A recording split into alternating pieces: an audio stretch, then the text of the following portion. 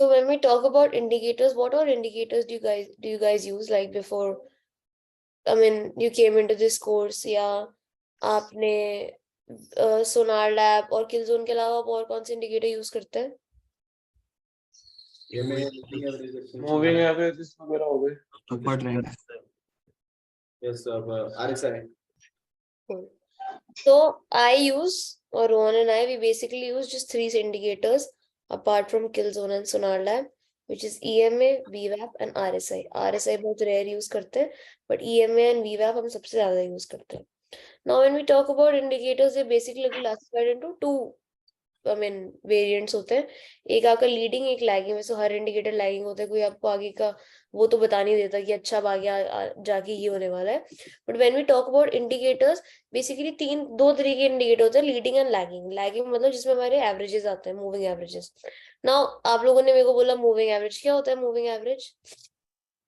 Like why do we use moving average? Volume बताते हैं market से कितनी दूर प्राइस चल रहा है. अच्छा, वॉल्यूम बता रहा है. द एवरेज प्राइस का एवरेज में वॉल्यूम कहाँ होती है? पिछले दिन की प्राइस का पूरा होने. Okay, anything else? Basically average लेता है previous closing and opening price का. तो कैंडल का एवरेज आता है उसके अंदर. ठीक है. अब आप लोगों ने बोला आप EMA यूज करते हो, right? What is the difference between a normal moving average and N exponential moving average? Simple moving average थोड़ा सा लैगिंग होता है, मतलब पीछे रहता है. और एक्सपोनेंशियल मूविंग एवरेज वो एकदम एंड टू एंड, मतलब कैंडलस्टिक के पास ही रहता है, एकदम चिपक के रहता है वो. बिल्कुल सही बोला आपने. तो when we talk about moving averages, basically हम मूविंग एवरेज, पहली बात तो हमें ध्यान रखना है कि आप हमेशा ट्रेंडिंग मार्केट्स में यूज करते हैं मूविंग एवरेज. आप कभी भी कंसोलिडेटिंग मार्केट्स में, जैसे अभी मार्केट चल रही है ना, इसमें आप मूव नहीं करेंगे. सेकेंड थिंग, इंडिकेटर ना उसी टाइम फ्रेम पे लगाओ जिस टाइम फ्रेम पे आप एंट्री लेते हो. अब मतलब ये नहीं कि मैं 1 घंटे पे इंडिकेटर देख रही हूँ फिर मैं 5 मिनट पे आके उस इंडिकेटर की बेस पे ट्रेड ले रही हूँ. पहली बात, you never take trades based on an indicator. Indicator ना बस आके विल पावर बढ़ाने के लिए होता है. मतलब कल मैं आपको बोल दूं कि गोल्ड सेल कर दो तो आप कर दोगे क्योंकि आपको मेरी बात पे भरोसा होगा. What do we do? हमें कंप्यूटर की बात पे ज्यादा भरोसा होता है कि हाँ कंप्यूटर वो इंडिकेटर बता रहे हैं ना, सेल तो सेल ही होगा. Your indicator is always going to be a fourth confluence. This don't matter अगर आपके पास आपका इंडिकेटर इंडिकेट कर रहा है नहीं कर रहा. अब तक भी हम बिना इंडिकेटर की ट्रेड कर रहे थे. ये बस तब होता है कि अच्छा आपको ट्रेड में रहना है और आपका इंडिकेटर भी शो कर रहा है कि नीचे जाएगा तो नीचे जाता है. नाउ सबसे पहली बात, आप ट्रेंडिंग मार्केट में यूज करते हो. दूसरी बात, हम यूज क्यों करते हैं? सबसे पहला तो ट्रेंड डायरेक्शन बताता है. मतलब कि अच्छा भाई प्राइस इसके ऊपर मूव कर रहा है तो मैं बाय करूंगा, प्राइस इसके नीचे मूव कर रहा है तो मैं सेल करूंगा. क्या हम बोल सकते हैं it acts as a dynamic support and resistance? मतलब if I hide this and let's just look at this, go on a 5-minute time frame. 1 second. Yeah, तो अब क्या हम बोल सकते हैं कि अच्छा दिस वाज एक्चुअली एक्टिंग, ये मेरी मार्केट का डायरेक्शन बता रहा है कि मार्केट ऊपर जा रही है तो प्राइस इसके ऊपर है. डायनामिक सपोर्ट रेजिस्टेंस मतलब क्या हम बोल सकते हैं प्राइस बार बार इस पे सपोर्ट ले रहा है फिर ऊपर जा रहा है, फिर यहाँ सपोर्ट ले रहा था यहाँ. कैन आई से it is acting my age my dynamic support right here and my dynamic resistance here, right? When it acts as your dynamic support resistance, क्या मैं बोल सकती हूँ the price gave me a BOS नीचे आया यहाँ ऊपर आता है कि मैं अपनी लाइन के ऊपर अपना एसेट रख सकती हूँ. तो क्या मैं बोल सकती हूँ कि अगर प्राइस यहाँ अप ट्रेंड में आ गया था, टैप आया, OB भी थी, अप ट्रेंड में प्राइस था, OB भी आ गई, मेरा बुलिश एंगल्फिंग भी बन गई, तो क्या मैं बोल सकती हूँ मैंने SL अपने EMA के नीचे रखा. तो इस समय हम क्या बोल सकते हैं, माई EMA was acting as my SL वाला area also, it was acting as my support also.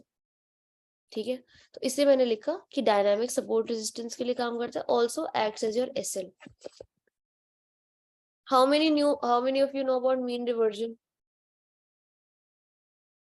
Mean reversion मतलब क्या होता है?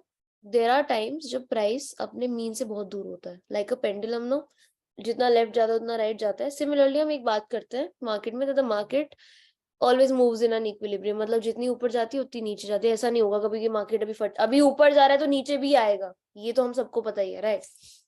Now when ever the market moves or the price moves very far away from the EMA, from the EMA, it tends, or any moving average, it tends to come back. Whenever it moves very far away, या तो consolidate करने लगेगा या वो वापस आएगा अपने EMA पे. तो हम बोल सकते हैं कि अच्छा भैया मेरा मीन रिवर्जन होता है. मीन रिवर्जन मतलब प्राइस का अपने मीन तक, ये मीन ही तो चल रहा है, मीन मीडियन मोड हम स्कूल में पढ़ते थे. प्राइस का अपने एवरेज के पास इवेंचुअली आना इज कॉल्ड मीन रिवर्जन. तो क्या मैं बोल सकती हूँ कि अब फॉर एग्जाम्पल एक चीज देखते हैं कि अगर मेरा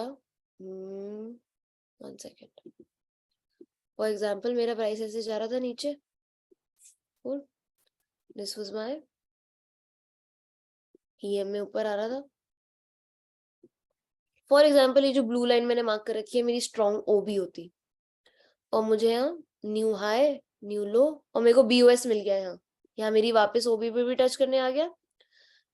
क्या मैं ये बोल सकती हूँ कि ये जो ऊपर मेरा EM है इस तक का मैं अपना टारगेट रखूंगी, क्योंकि यहाँ प्राइस मीन रिवर्जन मतलब प्राइस बहुत दूर है मेरे EMA से. तो क्या मैं बोल सकती हूँ that right now I am using my EMA वाली line as my TP. Did you guys understand this? Now let me give you another example.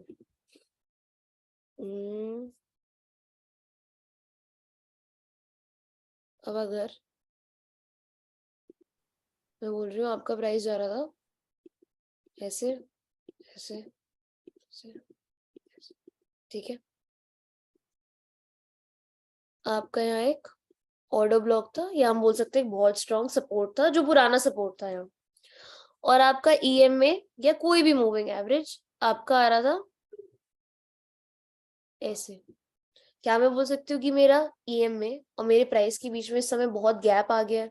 और हमने अभी एक चीज सीखी है कि जनरली जब भी बहुत ज्यादा गैप आ जाता है मतलब आपका प्राइस आपके जो मीन एरिया या एवरेज से बहुत दूर चला जाता है, your price tends to go back on this area.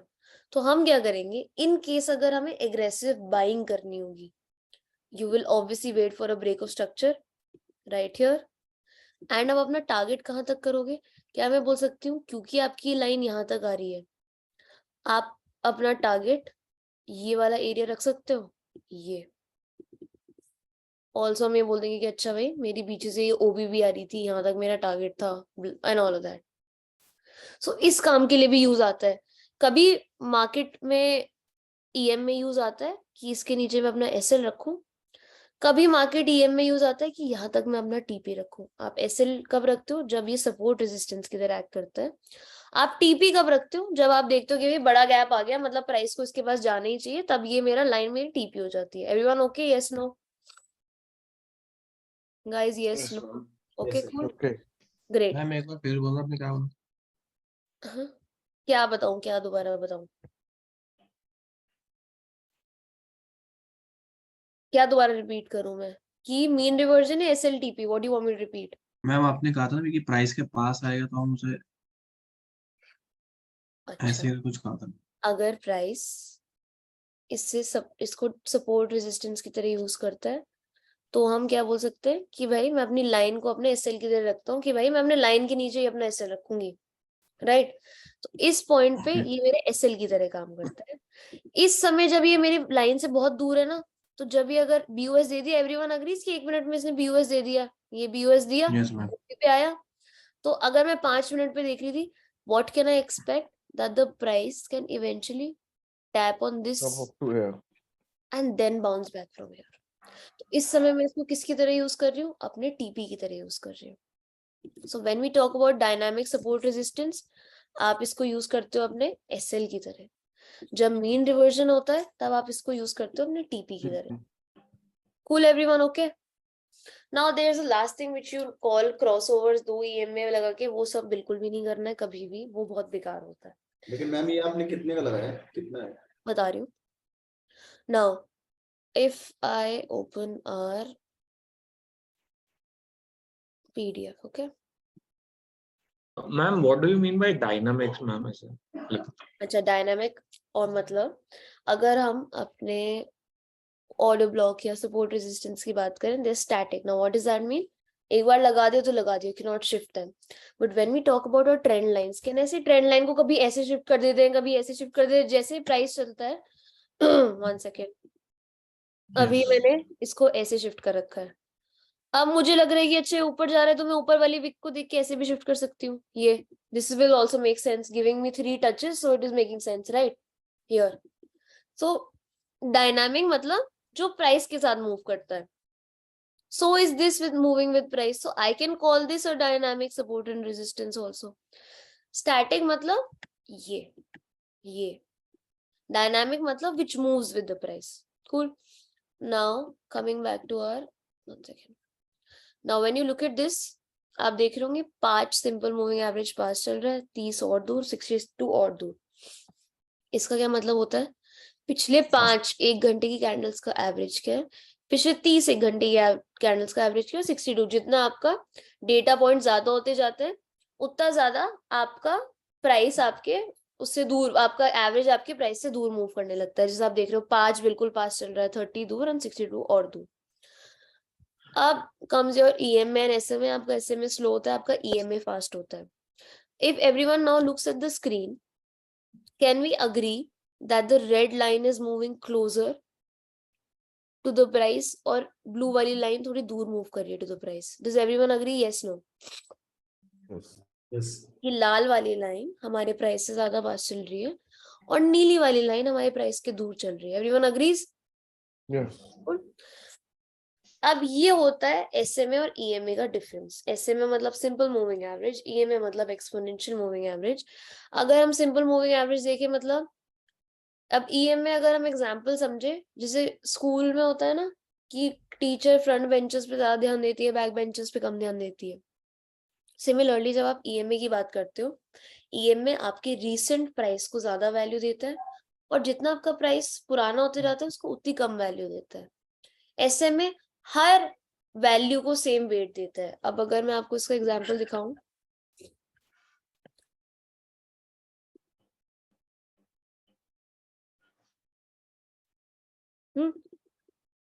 For example ये था,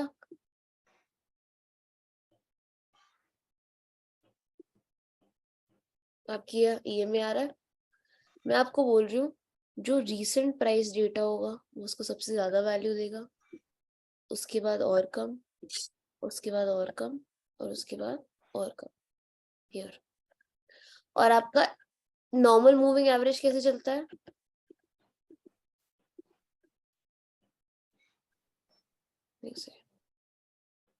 और अगर आपकी यही लाइन में बनाऊं,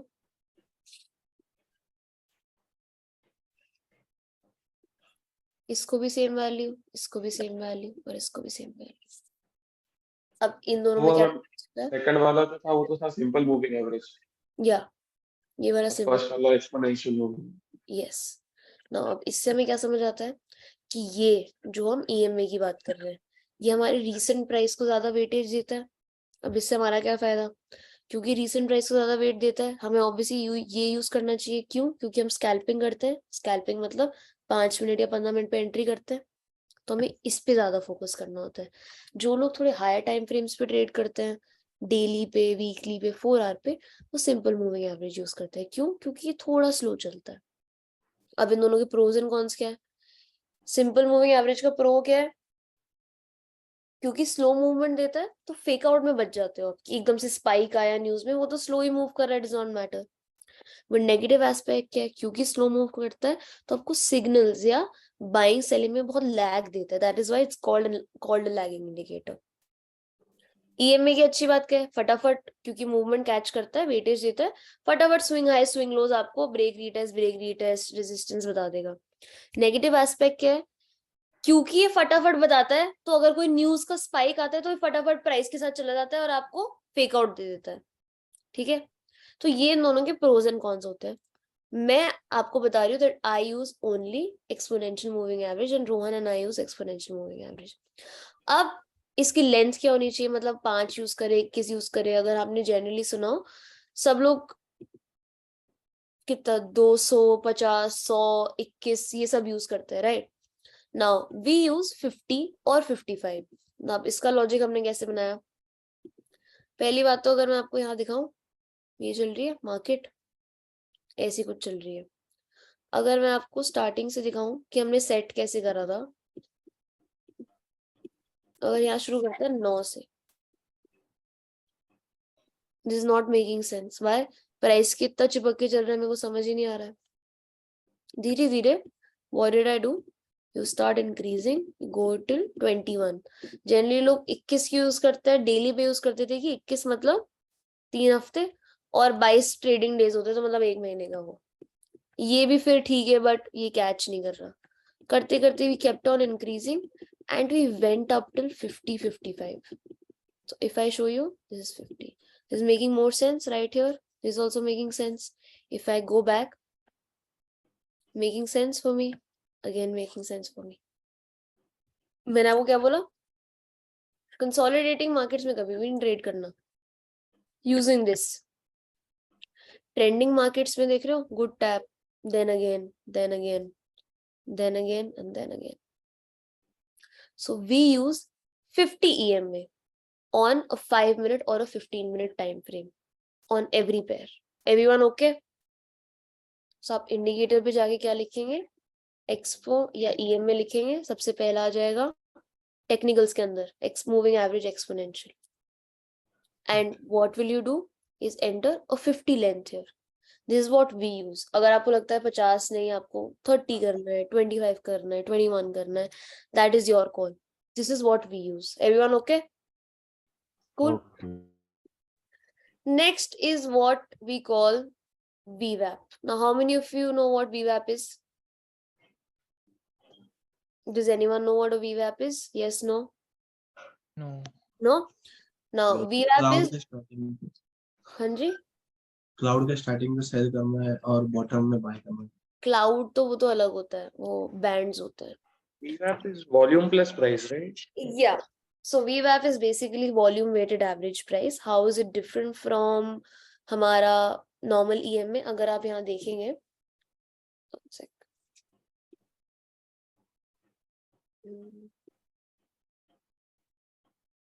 अच्छा, अब मेरे को एक बात बताओ, नीली वाली लाइन मेरी EM है, पर्पल वाली लाइन मेरी VWAP है. क्या डिफरेंस लग रहा है VWAP में?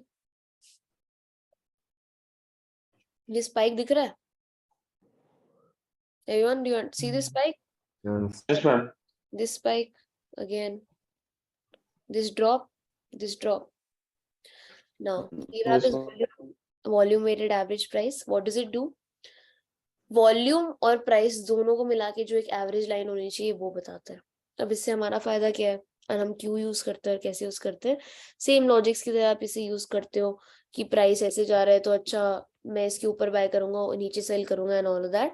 But I have seen that there are times, अब EM में तो आपको प्राइस के साथ चलता रहता है. जहां प्राइस जाएगा ऊपर फटेगा तो प्राइस वहां, नीचे गिरेगा तो एकदम से फेक आउट देके आप नीचे आ जाओगे. VWAP क्या करता है? VWAP आपकी वॉल्यूम के साथ भी चलता है. अब इससे हमारा क्या फायदा ना? I have seen that there are times जब प्राइस आपके EMA को टेस्ट करता है एंड देयर आर टाइम्स जब प्राइस आपके सिर्फ VWAP को टेस्ट करके जाता है. So I use a combination of EMA 50 and VWAP on my screen. How does it help me? मैंने देखा whenever there is a BOS in the market या new structure आता है, generally the price comes back on the VWAP, tests and continues going up. If the price is above VWAP, I generally 80-90% I just buy. If it is below VWAP, I tend to get into sells only. मैंने आपको क्या बोला? जब भी price कोई BOS देता है, tends to come back on the VWAP, test the VWAP and continues going up. यहाँ आप 2 एग्जाम्पल दे सकते हैं. How the price tested the VWAP here, gave us a buy. How the price tested the EMA here and gave us a buy. So there are times when you will use a VWAP for a break retest या OB वगैरह तो mark करेंगे यहाँ. And there are times when you will be using your EMA पे test. A1 got this. आज भी देख रहे हो exact यहाँ 7 पे टैप आया, break retest buy. Did you guys? आज नहीं, कल का है आई थिंक, नहीं पर पिछले हफ्ते का है, सॉरी. तो और भी दिखाती हूँ मैं आपको एग्जांपल. आज भी आप देखेंगे the price did not touch the VWAP. Where did it go? Tap on the EMA and continue going. So there are times. या टेल मी. अगर मूविंग एवरेज को अगर कट कर रहा है प्राइस, वहां पे कैसे काम करना, मतलब वहां पे ट्रेड कैसे करना है? या पहली बात तो सिर्फ मूविंग एवरेज देख के तो आप ट्रेड करोगे नहीं, आप बाकी फैक्टर्स देख के भी ट्रेड करोगे, राइट। और अगर आप ये वाली ट्रेड देखते ही कट कर रहे हैं, इससे हमें फर्क नहीं पड़ना चाहिए, प्राइस पहली बात ओवरऑल बुलिश है, दूसरी बात ये आपका ओबी भी तो है, आपका अप ट्रेंड है, ओबी है, बुलिश एनगल्फिंग आ गया, वी वैप आ गया, ईएमए की भी वी वैप के ऊपर है, ईएमए को टेस्ट कर रहा है, you already have 5 reasons to enter this trade, no. Cut कर रहा है ये ना, फिर इंडिकेटर बेस्ड ट्रेडिंग हो गई, इसमें हमें एंटर घुसना ही नहीं है, जो भी होगा it does not matter for us. Okay, this is basically जब आपकी ट्रेड बन जाए पूरी, उसके बाद आप एक बार देख रहे हो कि अच्छा ठीक है मुझे यहाँ से बाय लेना है, मुझे सेल लेना है, not anything else than that.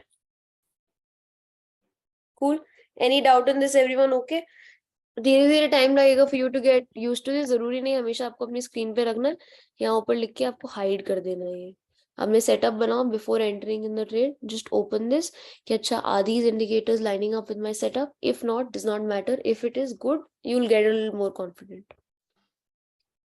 Okay, now what are the settings for VWAP? Here you go, सिर्फ VWAP पे टैप रखना है, लास्ट के 2 चेक बॉक्सेस, बाकी सब हटा देना है। Okay, last is most of us know is our RSI. Now guys, what is RSI? Relative industry. Relative strength index. Okay, how do you use this? 70-30. Okay, so we're not going to और learn, divergence. we're going to learn divergence. Now RSI basically tells you the momentum, and or you can say कि मुझे हमें strength बताता है of the price. Okay, now how do I generally take trades? I think परसों भी बन रहा था एक बहुत अच्छा। How do I take trades on this? I just use it on a 1 hour or a 4 hour time frame.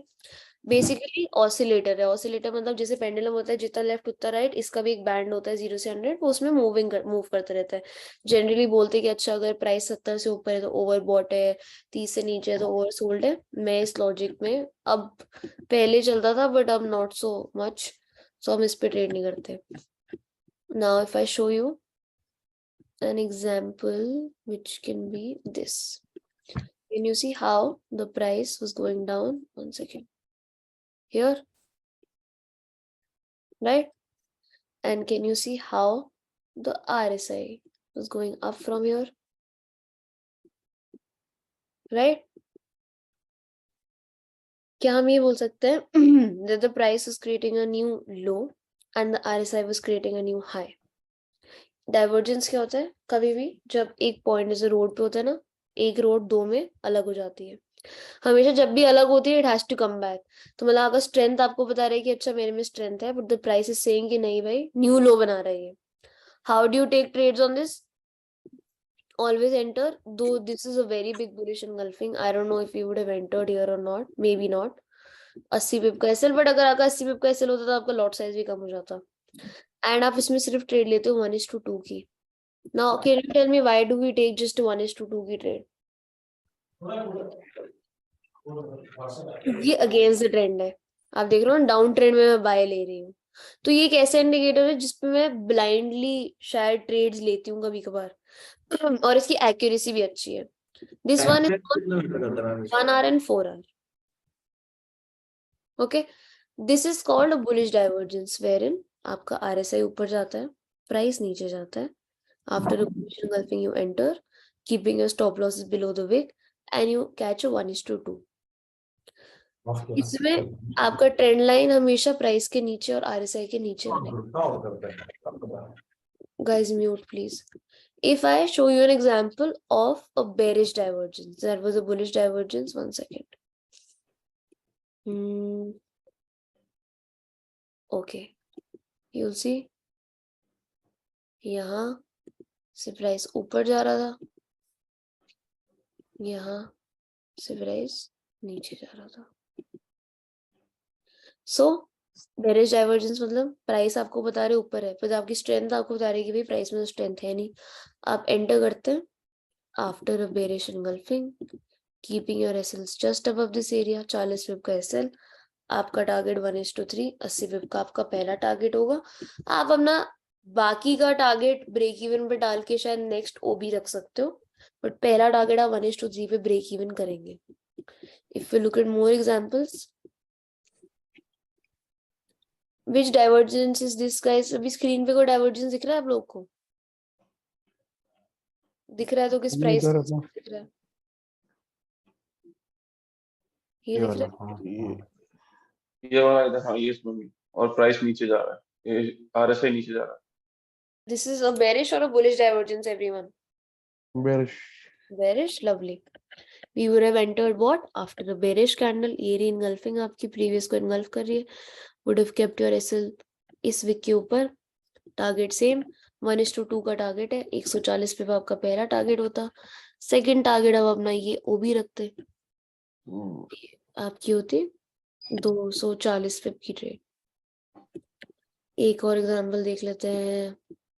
हफ्ते में 1-2 ही आता है मैक्सिमम इसके. But the accuracy is very good. Yes, tell me. आप बीटीसी चार्ट में दे सकते हैं, 1 day time frame, weekly time frame में भी दे सकते हैं आप. वहाँ पे BTC या मैं BTC ट्रेड नहीं करती हूँ. बिल्कुल होगा उस पे भी देखते हैं. चलो एग्जांपल दिखाने के लिए बोल रहा हूँ.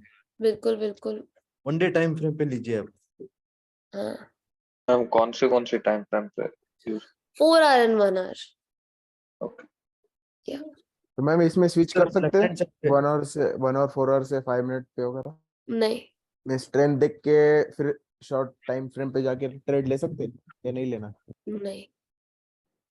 या कभी भी आप कोई भी थर्ड पार्टी टूल यूज करते हो ना अपनी स्क्रीन पे, चाहे वो फिब हो चाहे इंडिकेटर्स हो, you don't switch time frames on that.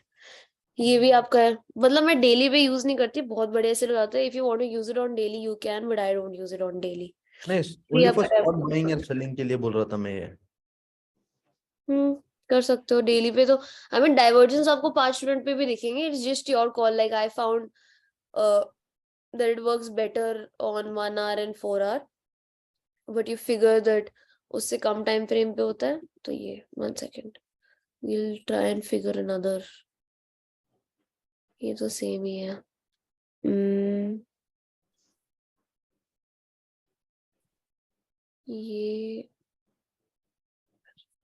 ये जा रहा है यहाँ से नीचे,